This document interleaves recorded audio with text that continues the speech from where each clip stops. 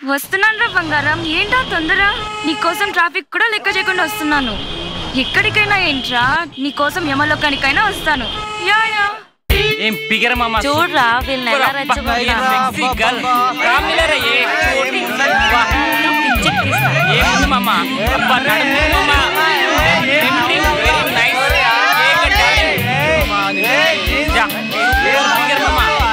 Rate ఎందుకు అనుకోరా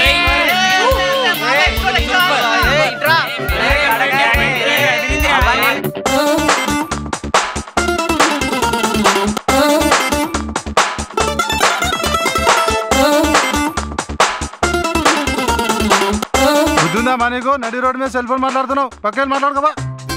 ఏంటమ్మా బుద్ధుందా? చూడు ముందా చెవులకి ట్రాఫిక్ ఎలా జామ్ అయిందో చూడు, పక్కకెళ్ళి మాట్లాడుకోపో. వెళ్ళు. రెస్పాండింగ్.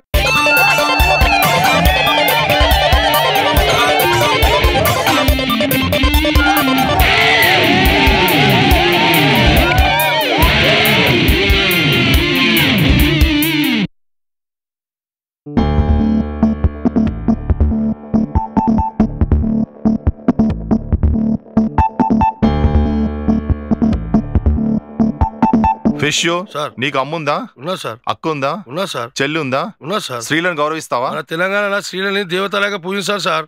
మరి వెదలేందయ్యా అమ్మాయిలను అసహ్యంగా కామెంట్ చేశారు? ఏం చేయమంటారు సార్, అమ్మాయిలు అందాలు ఆర్పోస్తా ఉంటే యువకులం చూడకుండా ఎలా ఉంటాం సార్? చూస్తారా, వయసు మీద ఉన్నారుగా. అదే మీ అక్కనో చెల్లనో మరెవరైనా కామెంట్ చేస్తే చంపేస్తాం సార్. మరి అమ్మాయిని మాత్రం మీరు చెడాయించవచ్చు, తెరే భైన్ కు చెడాయితో గలతే. ఇదేంద్రా భయ్? అవన్నీ నాకు తెలియదు సార్.